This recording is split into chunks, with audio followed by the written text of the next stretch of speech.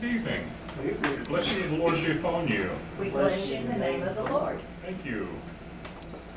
Minor Prophets, lesson number 88. Nice round number there. Picking up where we left off this morning. This morning we kind of did an introductory to the last 6 chapters and ended up with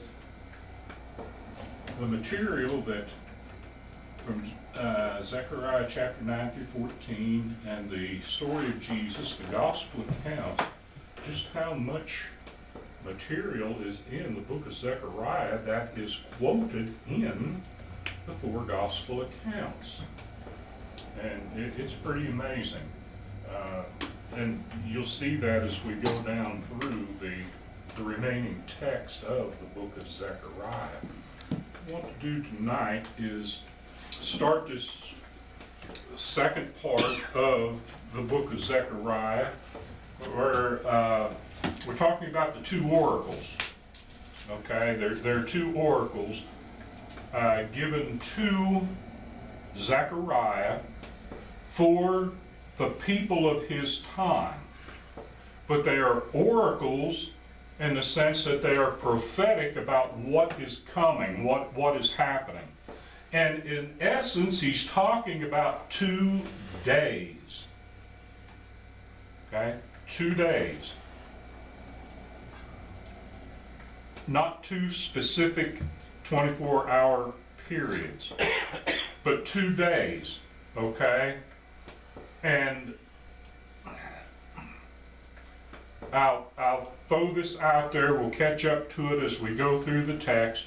Number 1 is the first advent of the Messiah, the coming of the Messiah in the birth of Christ, but not just the birth of Christ, talking about his birth, his life, his death, sacrificial death, and his ascension, and up to the day of Pentecost with the coming of the kingdom.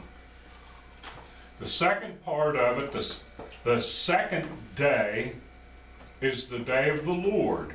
But we're not talking about the end of the world. The second coming, what's termed as the second coming of Christ.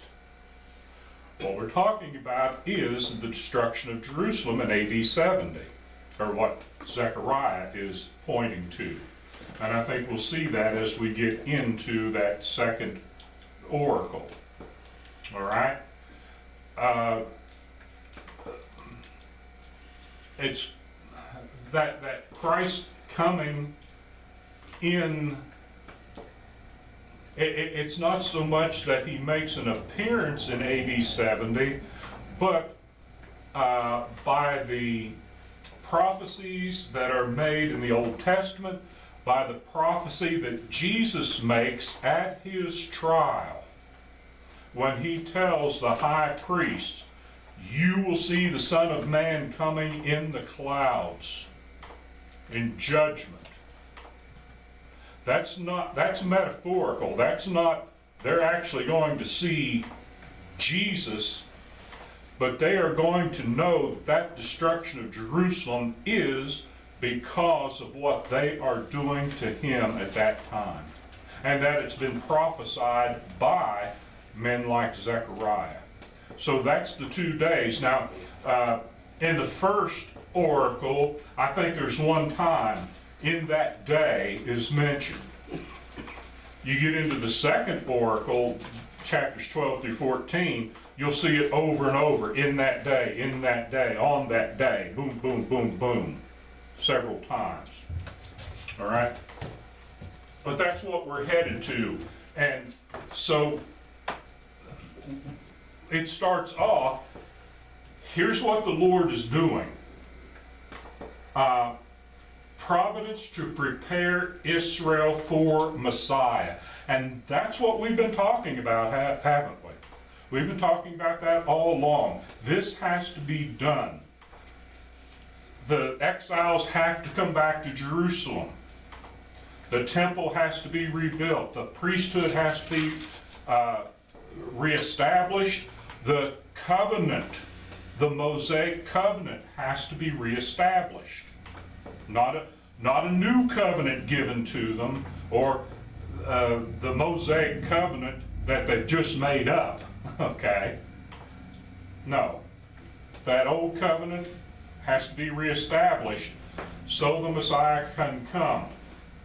And the providence of God is going to see that that happens. How does that happen? Well, the first 8 verses, first 8 verses. 1, 2, 3, 4, 5, 6, 7, 8. Yeah, 8 verses. Did you ever do that? You know, sometimes, it's 5 through 10. Well, how many is 5 through 10? Well, that's actually 6, isn't it? 5, 6, 7, 8, 9, 10. I wanted to count and make sure. Okay. It's like the COVID. I've told you before about my COVID dreams. The first time I had COVID, well, the second time I had similar type dreams where numbers going through my mind. It's brain switching over to the other side, and not only that, but chiasms. This letter representing something, and poetry. Just rhymes and stuff. It just. I'm glad that's over for now. Anyway, the first 8 verses against the 3 ancient enemies.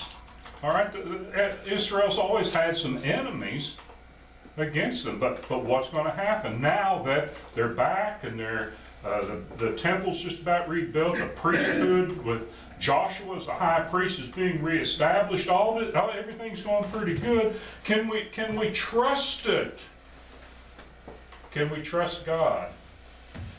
Okay, so I thought about it just reading chapters 9 through 11. That might take time. If you got time, you do some things. It won't take you very long. Maybe 2 or 3 times the rest of the week, read chapters 9 through 11. Then when we get ready to go 12 through 14, read that several times. Okay? It's not all that long, but we'll just continue with it, breaking it down here. But 9:1 through 11:17 is the first oracle. That's 9 through 11, chapters 9 through 11. All right? But first 8 verses, this is against 3 ancient enemies. All right? The oracle of the word of the Lord is against the land of Hadrich, and Damascus is its resting place. And that's kind of like, all right, let me get my map backwards. So for where you are, Jerusalem's down here, Damascus is up here, but this area down in here is what he's talking about with Hadrich. It's kind of that in-between place, all right? And that land, Damascus, is its resting place. For the Lord has his eye on mankind and on all the tribes of Israel, and on Hamath also, which borders on it. That's a different area. Tyre and Sidon, that's off to the northwest. Though they are very wise, Tyre has built itself a rampart and heaped up silver like dust, and fine gold like mud of the streets. But behold, the Lord will strip her of her possessions and strike down her power on the sea, and she shall be devoured by fire. Ashkelon, which would be to the southwest, Philistines, right, shall see it and be afraid, Gaza too, or Gaza too, and shall writhe in anguish. Ekron also, because its hopes are confounded. The king shall perish from Gaza. Ashkelon shall be uninhabited. A mixed people shall dwell in Ashdod. Okay, a mixed people. Listen, Book of Nehemiah talks about this. The children of Israel are starting to intermarry with these people from Ashdod, so that the children did not know the language of Yahweh. They knew these foreign languages. And Nehemiah gets upset with them. But that's another book. That's back to historical books. All right? I will cut off the pride of Philistia. I will take away its blood from its mouth and its abominations from between its teeth. What's that about? Well, remember, these were nations that practiced human sacrifice. And if you sacrificed a child, you shared in that sacrifice. You ate part of the child. God's still upset with them, right? It too shall be a remnant for our God. It shall be like the clan in Judah.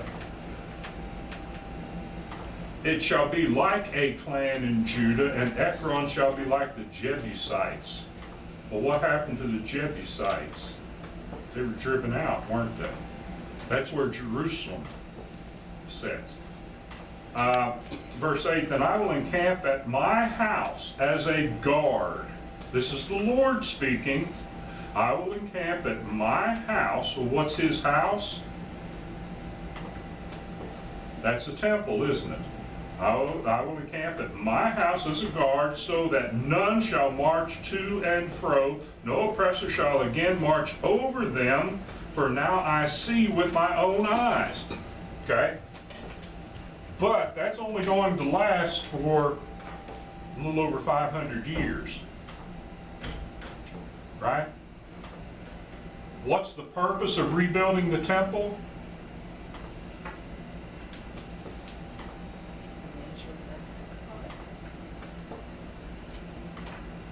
They weren't, reestablish Jerusalem. they weren't worshiping God for all those years, and they were going to build a temple to get back to worshiping. Come on. Come on. As Jerusalem's reestablished, Judah, But even the reason for that, why did that have to be? Because of the idol worship. Okay? Never miss this point. That had to be done for the Messiah to come. Okay? He's not rebuilding that temple to make them a better people. That would be, hopefully, that would be done. Redoing the covenant, that would help them. They'd live in an orderly way. It wouldn't be chaotic. But the purpose of it, the Messiah has to come to his temple. So that temple's going to be there. The Lord is going to protect it. He's not going to let another nation come in and destroy that. Until what? Until the Messiah comes and establishes what? Builds his temple, which is a spiritual temple. And after that, because they reject the Messiah that purposed the temple, that's the purpose of Jerusalem, that's the purpose of Judah, that's the purpose of Israel. You see how the Messiah is the purpose for it?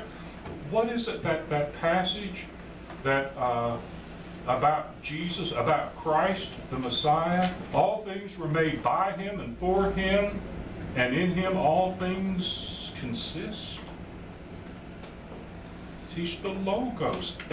He's what everything is about. Right? Does the church exist just to make us better people? Church exists to bring us to Messiah. See the point? Okay? Not saying that what you were saying isn't true to a degree, but let's not forget that purpose. That's why he's going to take these ancient enemies, and the Lord is going to protect that temple, because it's only going to be 500 years, and the Messiah's coming. Okay? They might reject, they might do all kinds of bad things. I think I told you before, they never really go back into idolatry, but they do some bad things. And the book of Ezra, the book of Nehemiah talks about that. But God has that purpose, and he's going to maintain that purpose. All right, so the oppressor shall again, no oppressor shall again march over them, for now I see with my own eyes. The Lord is watching, the Lord is doing it. He's going to take care of it. Again, we know it's conditional, because we know in that purpose that they reject Messiah, everything's wiped out. So, what have I got here? 3 ancient enemies, Hadrach, Damascus and Hamath are cities in Syria, that's the north gate. Tyre and Sidon, cities in Phoenicia, the west gate. In 332 BC, Tyre was destroyed when Alexander the Great built a causeway from the mainland to the island city. So you go back and look at that, what it says about Tyre and Sidon. What does it say? Tyre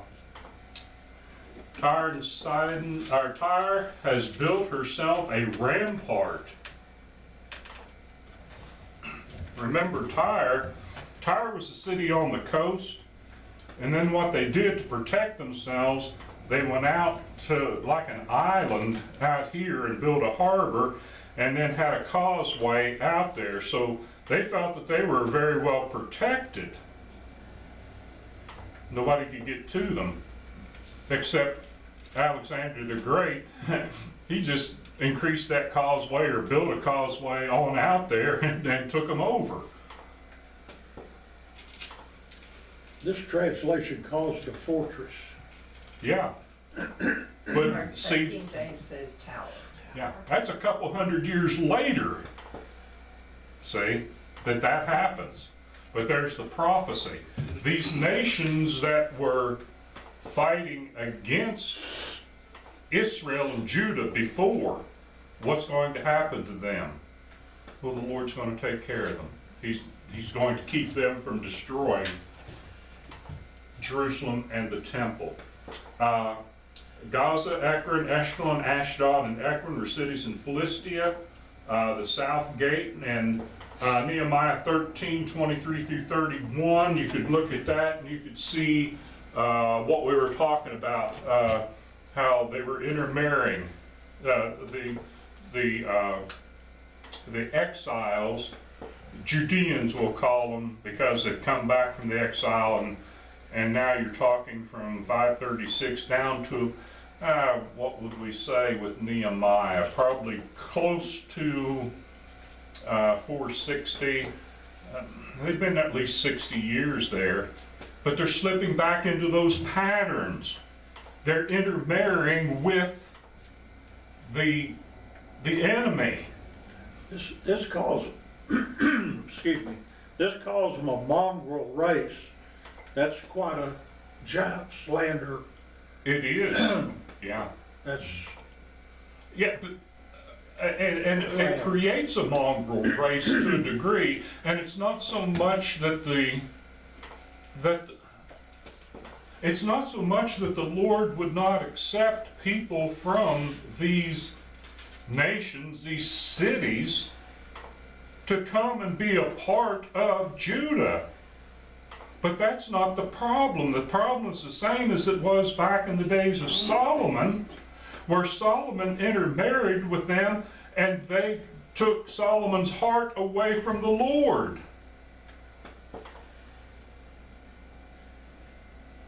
There's nothing I want to put this, how can I put it? I want to put it right. Okay? The Lord doesn't frown on someone marrying outside of the church. Okay? If the person who is a member of the church intends to remain a member of the church and doesn't allow that person to drag them away, they're bringing that person to the church. You see what I'm saying? And that's the thrust of 1 Corinthians, I forget what chapter it is, but where, you know, if a widow marries, let her marry what? In the church, right? That's not an adjective, that's an adverb. What does that mean? The way she marries. She can marry a heathen, but if she marries him, she's got to count it like she's marrying someone in the church. She can't turn around in a year and say, I made a mistake. She got to stay with him. Because what's a passage where the wife sanctifies the husband sanctifies the wife, the husband and wife sanctify the children? And wife, you don't know. You don't. If the husband wants to walk away, you marry a man who's not a member of the church, and he doesn't like it, he wants to walk away, what? Let him leave. Wife, you don't know that you're going to be able to convert him, right? You can't force him to stay with you. You can't force somebody to love you, can you? Can you? Well, but that where it says mongrel, that's where it would be in the eyes of God looking at it, is if they take that step away, odds are what's going to happen to the next generation of children. They're not going to know the Lord. They're not even going to speak the language.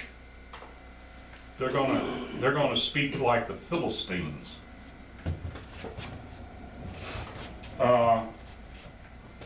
So the Lord will encamp at, the Lord says, I will encamp at my house as a guard. He's going to providentially take care. And he did. And he did, even with the change. What change did you have? Medo-Persians to Grecian Empire, Grecian Empire to Roman Empire. He did take care of it. All right. Next section, 9 through 14. What time have we got? Okay, we're good yet. Again, this is first oracle, Providence to prepare Israel for a Messiah. Verses 9 through 13. My English Standard Version on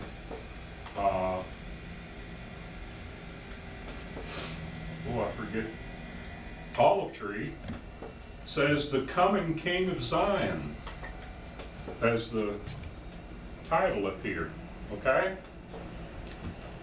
So you go from the Lord is going to protect Jerusalem, the temple, and he will protect the people if they walk within that covenant and don't do foolish stuff like intermarry with those people and start walking away again.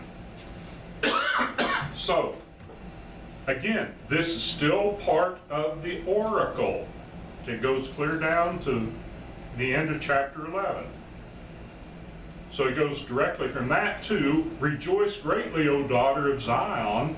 Shout aloud, O daughter of Jerusalem. You're protected, right? But look, behold, your king is coming to you.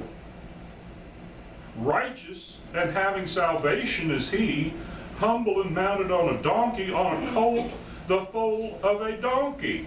Hey, does that sound like that's an idea? Does that sound like that's the nation?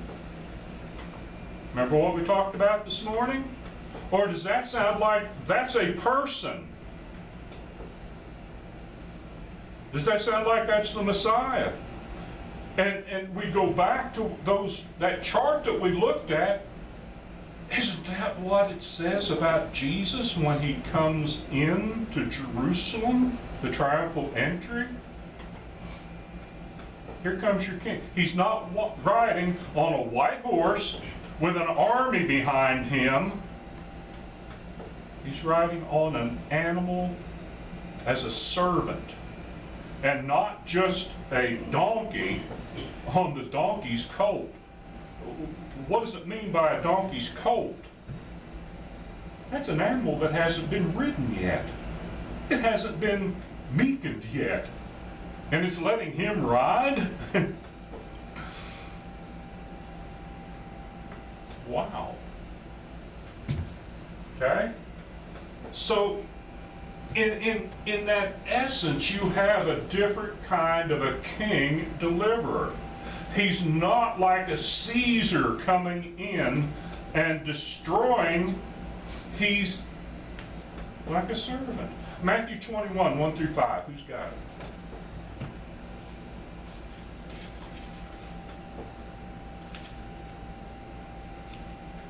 Now when they draw near Jerusalem and came to Bethphage at the Mount of Olives, then Jesus sent 2 disciples, saying to them, Go into the village opposite you, and immediately you will find a donkey tied and a colt with her. Loose them and bring them to me. And if anyone says anything to you, you shall say, The Lord has need of them, and immediately he will send them. All this was done that it might be fulfilled, which was spoken by the prophet, saying, Tell the daughter of Zion, Behold, your king is coming to you, lowly and sitting on a donkey, a colt, the foal of a donkey. Lowly. Lowly. What was his birth like? Lowly. He's different. What should they have been expecting? Well, that wasn't what they were expecting, was it? No. Okay? A different kind of king, a deliverer, righteous and humble. They wouldn't use instruments of physical warfare. But what's he going to do? He's going to speak peace to the Gentile nations. You obey me or I'm going to take a sword and cut off your heads. No, what does he do? What does he do? He sends his disciples out to say, Come, whosoever will, let them take of the waters of life freely. I died for you. The Messiah died for you. Jesus died, according to Scriptures, was buried, rose again the third day, according to Scriptures. Hey, he's starting the kingdom, and you can be a part of it. You mongrel peoples, you can be a part of it. That's speaking peace, isn't it? That's what he does. That's a powerful example, and even the animals submit to him. The donkey, the colt. Submit. And where does that take us to, scripturally? Does that take us back to the beginning? That man would have dominion over the animals? Where did that stop, essentially? Where did that stop? After they sinned? Right. When Adam and Eve bowed their will to the serpent. Yeah. When instead of having dominion over the serpent, they allowed the serpent to have dominion over them. But here's the second Adam. Talked about that a little bit this morning, didn't we? And what does he? He's got control. Not only here, what did he do in what? Matthew chapter 4, Luke chapter 4? What did he do in the wilderness? Who did he exercise control over, or dominion over there? Over Satan. How did he do it? With the Scriptures. Wonderful, wonderful. Okay. He would not use instruments of physical warfare, will speak peace to the Gentiles. His kingdom will exist worldwide. Though it's not of this world, it would be worldwide. I didn't read on down through. Let me get on down to verse 10. Humble riding on a donkey, on a colt foaled donkey. He will cut off the chariot of Ephraim, the war horse from Jerusalem, and the battle bow shall be cut off. He shall speak peace to the nations.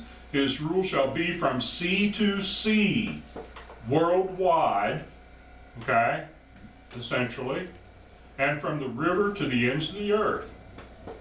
All right? So it's a worldwide kingdom. And they went out within the first 40 years. Where'd they go? Paul says to the whole world.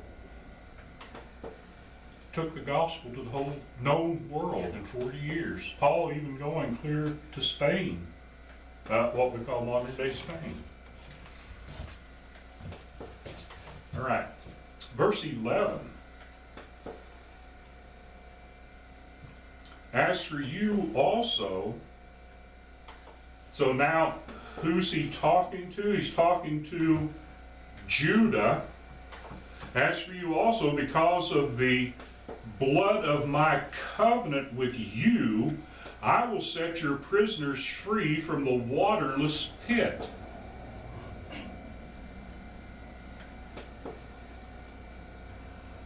Metaphorical language, right?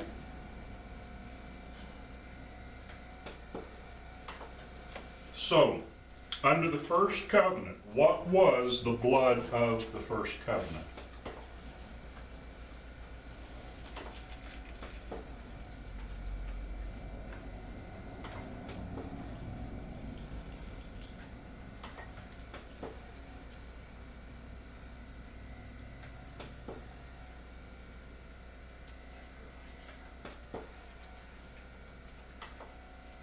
What was the sign of the first covenant?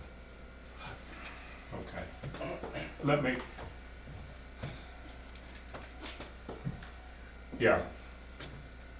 Biblically, Christologically, first covenant. Because there is a covenant dispensational outlook that looks at 6 covenants throughout the Old Testament. And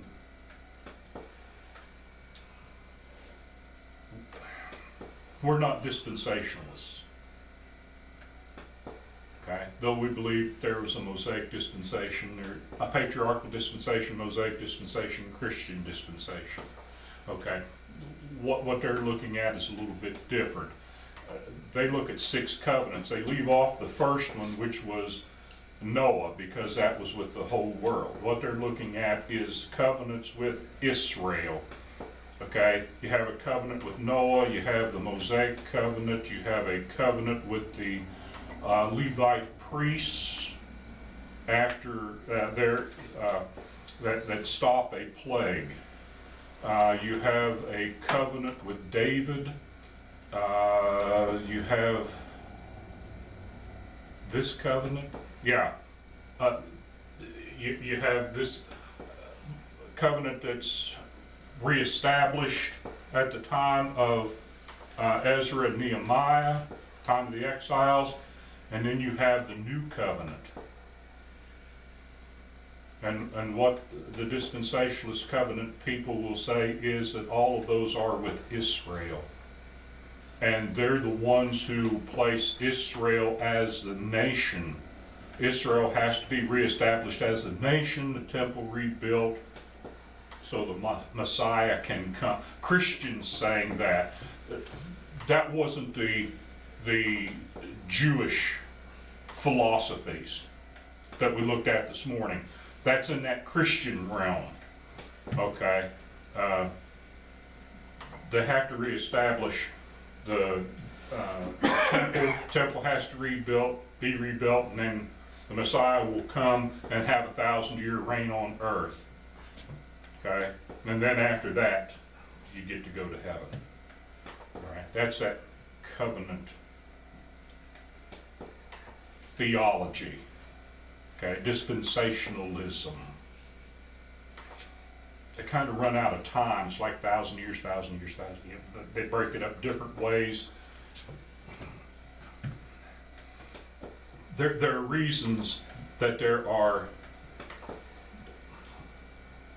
maybe a dozen different ways of looking at it, is because there can't be a unified collection of it. Okay?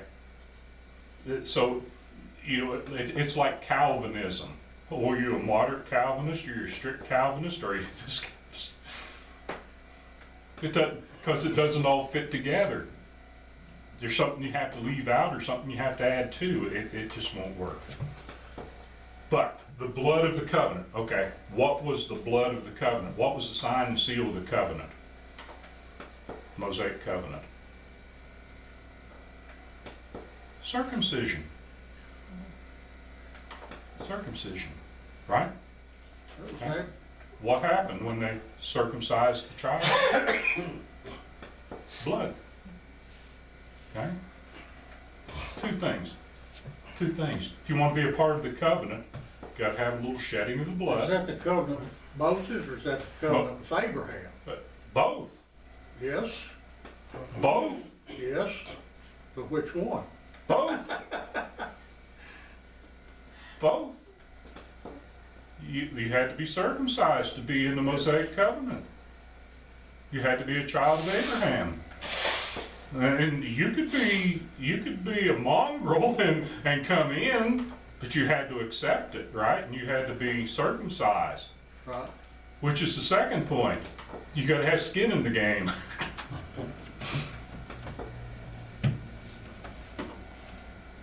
Yeah.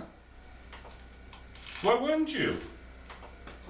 And now sacrifice there. That's where circumcision is sacrifice. You sacrifice that little bit of foreskin, but you put skin in the game. And if you didn't have circumcision, you couldn't be a part of the covenant as a man. Okay? You understand that? Okay. So when he says here, Zechariah 9:11, let's read it again. As for you also, because of the blood of my covenant, not the covenant with Moses, not the covenant with Abraham, my covenant, a little bit different. I will set the prisoners free from the waterless pit. So under Moses, put it over here on this side. You're looking at it left to right, right? That left? You're right. Under Moses, Abraham and Moses, okay, you got the circumcision, but what happened with sins? Were they forgiven?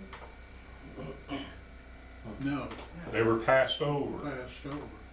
Christ comes and dies upon the cross, sheds his blood. What happens? They're washed away. The blood of my covenant does what? All those who were faithful under the old covenant, whose sins were passed over, what happened to their sins when Christ died on the cross? Washed away. They are fully forgiven at that point. And I think that's the point he's making here. Okay? As for you also, because of the blood of my covenant, my blood, what's the sign and seal of the new covenant? His blood. That's why it's over here, represented here. This is the blood of or represents, this is symbolic of the blood of the new covenant. Okay? The next part of that, and this Bible says, I have set your prisoners free from the waterless Waterless pit. pit. And that waterless pit is the baptism they didn't have that we have. Speak that again. Say that again. Where it talks about, I have set your prisoners free from the waterless pit. Mm-hmm. Where we have baptism to cleanse us and join us in the sacrifice, they didn't. They didn't have the water. Those of the Old Testament, those that we talk about that were just hanging out there, those who, the righteous of the old covenants, their sins are washed away without water. Their Well, sins were but washed they- away without water. But they had cleansings throughout. Okay?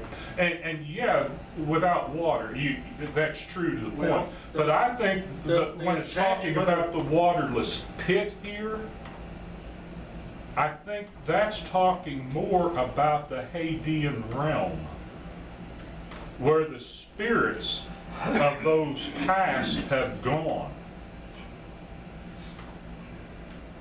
I was looking at it like the connection of the water and the blood.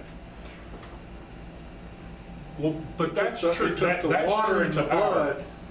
It takes the water and the blood for us.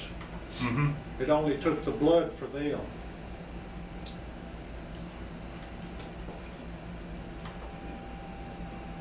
Yeah, and I'm not Pretty disagreeing. I'm not disagreeing with you. But I'm thinking when he's talking about the waterless pit, and he's talking about what? The prisoners. Yes. So they're in prison. Okay? Now, 1 Peter chapter 3, when Jesus died, he went to the Hadean realm. Go down about verse 18, 17, 18. He went to the Hadean realm and he preached to the spirits in prison. Yeah, by whom he went and preached to the spirits in prison, that were once formerly disobedient, when once the divine's long suffering waited in the days of Noah while the ark was being prepared, in which a few, that is 8 souls, were saved through water. Saved through water. And so I think the connection is more to there, that, yeah, the disobedient ones are imprisoned in torments. Yes. You'd agree with that. But the ones whose sins have been passed over are in essence imprisoned in paradise. Right. Okay? And Jesus goes to them for that 3 days. And what's he doing? He's preaching to those spirits that are there. Right? What's he telling them? Your sins are forgiven now. They were passed over before, they're forgiven now. And one of these days, I'm going back, and one of these days, I'm going to come back and get you. And I'm going to put you back in the bodies, and you're going to be resurrected, and you're going to be changed, and I'm going to take you to my Father's house.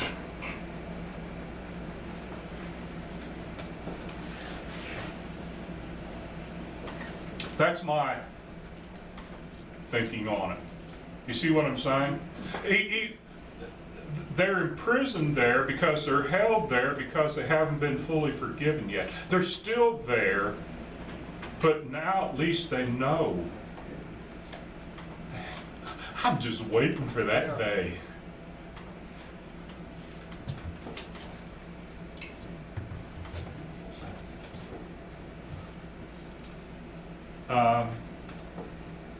Wow. Okay. So, the blood of the covenant, circumcision would be enveloped within the blood of the covenant. The Messiah would come from Judah. The Jews would have first call to the new covenant.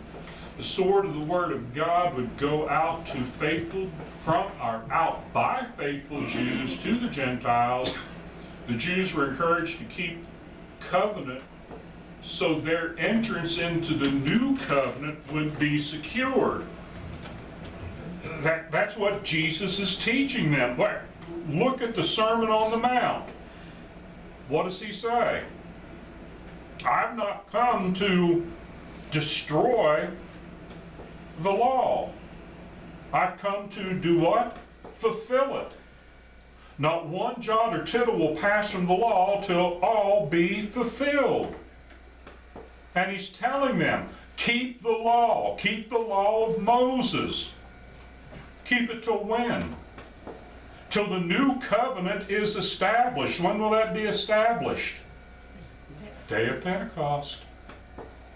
But if you're not going to keep the old covenant, what's the odds of them keeping the new covenant? Now this is where the dispensational covenant people, I think, get off, because they say that the new covenant was given to Israel. It's a covenant made with Israel. That's why Jerusalem has to, the temple has to be rebuilt and all of that. I totally disagree. I think looking at the New Testament, that is to, as Paul would say in the Ephesian letter, that the two become one, in one body, the church. It's given to the church, to spiritual Israel, New Jerusalem, all of that spiritual, not to a nation, not to an idea, but to the King and his disciples. Okay. Let me see what the next, I just want to look here. So, the next part,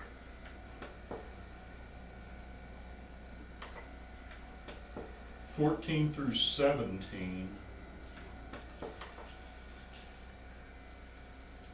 I guess, let's just reading on down through verse 13. Return to your stronghold, O prisoners of hope. Today I declare that I will restore to you double, for I have bent Judah as a bow. I have made Ephraim its arrow.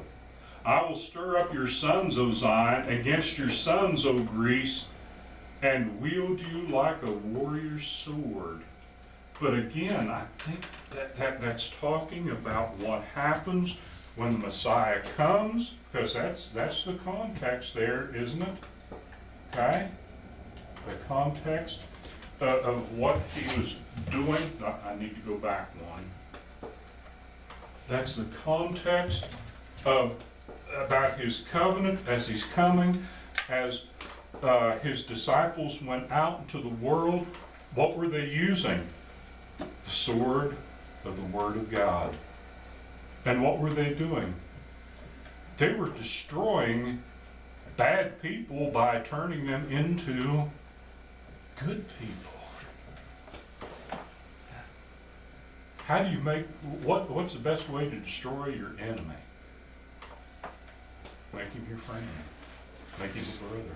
Kill him with kindness. Kill him with kindness. That's what my wife tells me. I'm reminded. Crossfire Creek, the,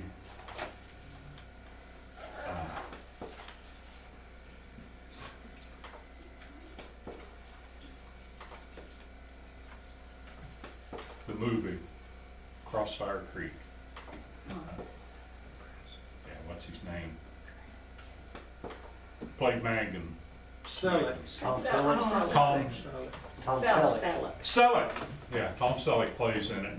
And he grew up, his mother sent him to the Jesuits to be a priest. Okay?